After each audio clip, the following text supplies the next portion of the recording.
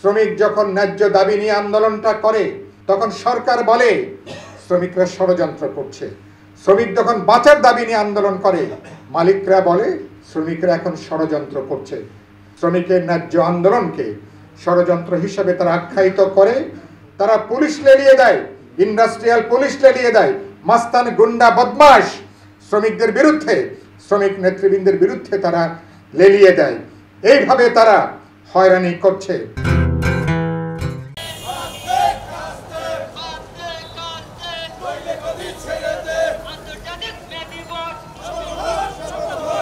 আজকে মে দিবস উপলক্ষে, শ্রমিক দিবস উপলক্ষে সাধারণ ছুটি ঘোষণা করা হয়েছে। অনেক বছর ধরে বাংলাদেশেও আজকে সরকারি ছুটি ঘোষণা করা হয়েছে, কিন্তু আমরা আজকে সকাল থেকে জানতে পারছি মে দিবসে সরকারি ছুটি ঘোষণা করা হলেও এখনো পর্যন্ত অনেক কলকারখানা মে দিবসেও তারা চালু রেখেছে। এটা খুবই অন্যায় কাজ এটা মালিকদের, এবং তারা এক ধরনের অন্যায় তারা কিন্তু ধারাবাহিকভাবে অন্যায় তারা করে যাচ্ছে। আমরা যখন এই মহান মে দিবস পালন করছি, ইতিমধ্যে শুনেছেন আপনারা যে 1886 সালে আমেরিকার শিকাগো শহরে হে মার্কেট নামক যে জায়গা, সেখানে হাজার হাজার শ্রমিকেরা তারা ঐক্যবদ্ধ হয়েছিল মূলত একটা দাবিতে। তখন কাজ করতে হতো 16 ঘন্টা, 18 ঘন্টা, 20 ঘন্টা। শ্রমিকদের দাবি ছিল যে 8 ঘন্টার বেশি কাজ করানো যাবে না।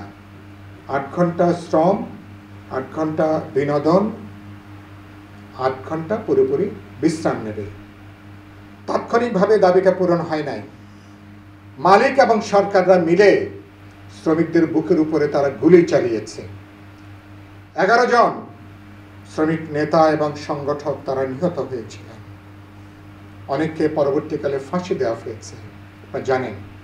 এরপরে 1889 সাল থেকে একটা আন্তর্জাতিক সম্মেলন থেকে সিদ্ধান্ত হলো যে এখন থেকে প্রতি বছর দুনিয়াব্যাপী শ্রমিকের অধিকার নিয়ে বাঁচার দাবি নিয়ে প্রতি বছর মে মাসের 1 তারিখ শ্রমিক দিবস হিসাবে পালন করা হবে। তারপর থেকে সারা দুনিয়াব্যাপী এই মে দিবস শ্রমিক দিবস হিসাবে এটা পালিত হয়ে আসছে। এবং এই মে দিবসের চেতনা শ্রমিকেরা ঐক্যবদ্ধ হয়েছে, সংগঠিত হয়েছে। স্বাধীন রাজনৈতিক শ্রেণী হিসাবে শ্রমিকেরা নিজেদের জায়গা করে নিয়েছে। দুনিয়াব্যাপী পৃথিবীর বহু দেশে শ্রমিকদের নেতৃত্বে সেখানে রাষ্ট্র বিপ্লব সংগঠিত হয়েছে।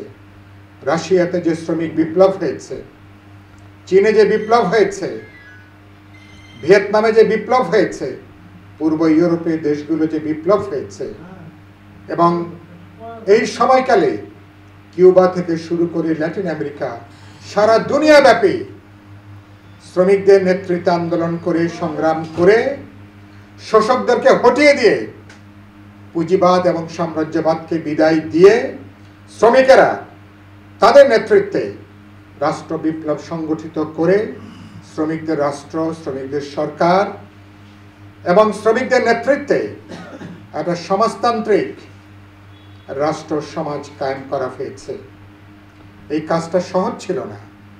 এর মধ্যে অনেক ভাঙাগড়া হয়েছে, আগুপিছু হয়েছে, কখনো 2 পা এগিয়ে 1 পা আবার পিছিয়ে আসতে হয়েছে। কিন্তু শ্রমিকের লড়াই, মজুরের লড়াই দুনিয়াব্যাপী, সেই লড়াই কিন্তু অব্যাহত আছে। কারণ যেখানে শ্রম আর পুঁজির যে দ্বন্দ্ব, মালিক শ্রেণীর সাথে শ্রমিকদের যে লড়াই, পুঁজিবাদের মধ্যে এই যে শ্রমিকদের যে শ্রেণী সংগ্রাম, এই শ্রেণী সংগ্রাম ইতিমধ্যে একটা রাজনৈতিক সংগ্রামের চেহারা নিয়ে দুনিয়াব্যাপী এটা আবির্ভূত হয়েছে। আমরা বাংলাদেশে যখন আজকে মে দিবস পালন করছি, এখানকার চেহারাটা কি? এখানকার চেহারা হচ্ছে শ্রমিকরা এখন ভালো নেই।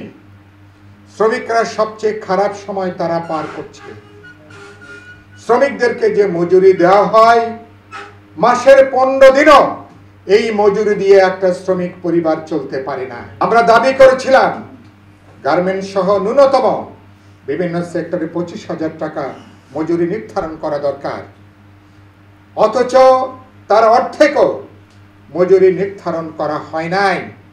কিন্তু বাস্তবে ঢাকা শহরের চারপাশে 5 জনের একটা পরিবারে থাকতে গেলে গবেষকরা দেখিয়েছেন কমপক্ষে 50,000 টাকা লাগে একটা শ্রমিক পরিবারের মর্যাদা নিয়ে যদি বসবাস করতে হয়। অনেক আন্দোলন সংগ্রামের পরে 8,000 টাকার মজুরি 12,000 টাকা এখন নির্ধারণ করা হয়েছে। কিন্তু এই মজুরি ঘোষণার পরপরই দেখবেন বাসা ভাড়া বাড়িয়ে দেওয়া হয়েছে, পরিবহনের ভাড়া বাড়িয়ে দেওয়া হয়েছে। সমস্ত ক্ষেত্রে শ্রমিকের খরচ আগের চেয়ে অনেক বেশি বৃদ্ধি পেয়েছে। আগে 8,000 টাকা দিয়ে শ্রমিকরা যেটা চলতে পারত, এখন 12,000 টাকা দিয়েও কোনোভাবে সেটা চলা সম্ভব না। ফলে এইভাবে আজকে সামনে দিয়ে আপনাকে 2,000 টাকা বাড়িয়ে দেয়, পেছন দিক থেকে 5,000 টাকার সমস্ত জিনিসের দাম বাড়িয়ে দিয়ে শ্রমিকের প্রকৃত যে আয়, প্রকৃত মজুরি সেটা অনেক বেশি কমে যায়। বাংলাদেশে এখন যে পরিস্থিতি, এখন এই পরিস্থিতিতে লক্ষ লক্ষ শ্রমিক 3 বেলা তাদের খাওয়ার কোনো ব্যবস্থা থাকে না। আমি কি সত্য কথা বলছি? 3 বেলা অনেক শ্রমিক পরিবার পেট পুরে কোনো খাওয়ার কোনো ব্যবস্থা নাই। এবং মাত্র গত 1 থেকে 1.5 বছরে দ্রব্যমূল্যের যে ভয়াবহ পরিস্থিতি, 1 থেকে 1.5 কোটি মানুষ দারিদ্র্য সীমার নিচে তারা নেমে আসছে। লক্ষ লক্ষ শ্রমিকের সন্তানরা গুরুতর পুষ্টিহীনতার তারা আজকে শিকার। আর এই যে তাপমাত্রার যে বৃদ্ধি, এই তাপমাত্রার বৃদ্ধির জন্যে যে অস্বাভাবিক যে গরম, এই গরমে সবচেয়ে বেশি কষ্ট করছে শ্রমিকেরা। এই শ্রমিকেরা এই যে দেখছেন গরমে যে মানুষ মারা যাচ্ছে, হিট স্ট্রোকে ইতিমধ্যেই দেখা যাচ্ছে প্রায় 60 থেকে 70 জন মানুষ দেশব্যাপী মারা গেছে। প্রকৃত হিসাব হয়তো অনেক বেশি হবে। এর মধ্যে অধিকাংশই হচ্ছেন কিন্তু শ্রমিক, অধিকাংশ শ্রমজীবী মানুষ, নিম্নবিত্ত মানুষ, যারা রিক্সা না চালালে, কারখানায় না ঢুকলে, যারা সেখানে মজুরি শ্রম না দিলে তাদের কিন্তু ঘরে কিন্তু চুলা জ্বলবে না। একদিন তারা যদি আজকে সকালবেলা রাস্তায় বের না হয়, রাত্রিবেলা খাওয়ার কোনো ব্যবস্থা নাই। আজকে কাজ না করলে পরের দিন খাওয়ার কিন্তু কোনো ব্যবস্থা নাই।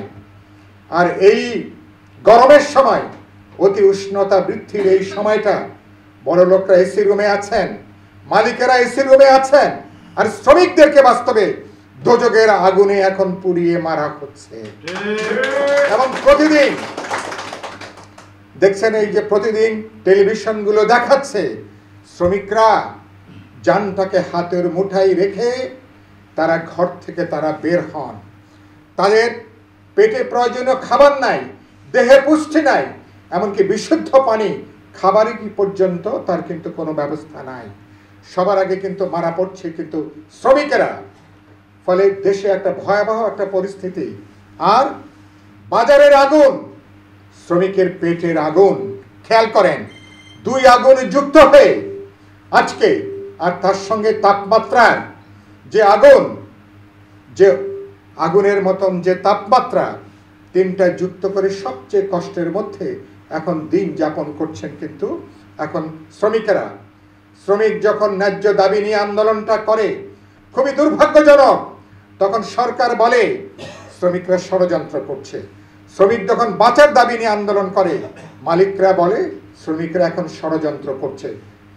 শ্রমিক তার বাঁচার দাবি নিয়ে যখন আন্দোলন করে, এটা কোনো ষড়যন্ত্র না। শ্রমিক যখন জীবিকা নির্বাহের জন্য তার ন্যূনতম দাবি নিয়ে, বাঁচার দাবি নিয়ে যখন আন্দোলন করে, এটা কোনো ষড়যন্ত্র না।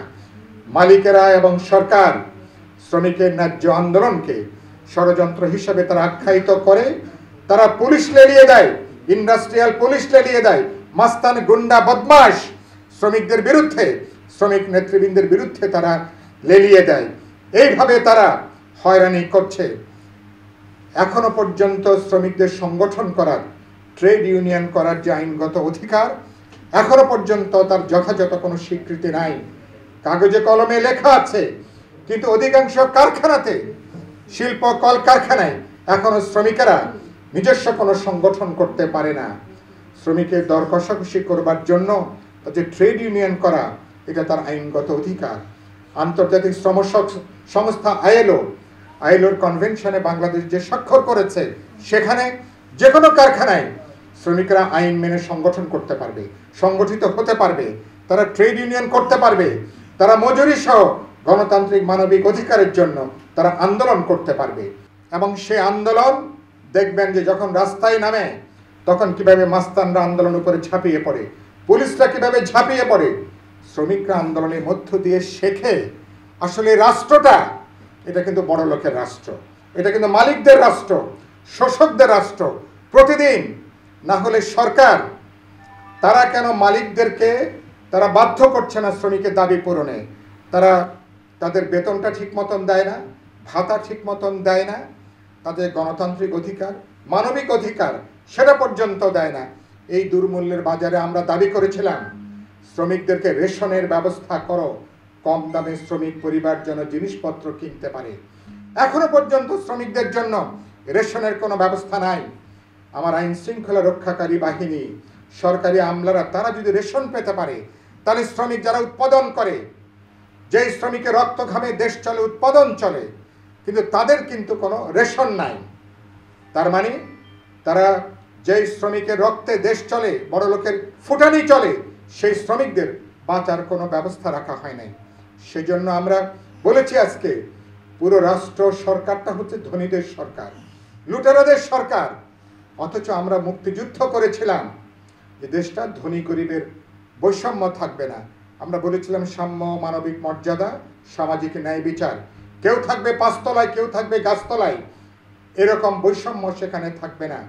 53-54 বছর আমাদের জাতি রাষ্ট্রের বয়স, এখনো পর্যন্ত শ্রমিকদের জন্য আমরা একটা বাসযোগ্য দেশ বানাতে পারে নাই, বাসযোগ্য শহর করতে পারে নাই, বাসযোগ্য কারখানা এখনো পর্যন্ত আমরা তৈরি করতে পারে নাই।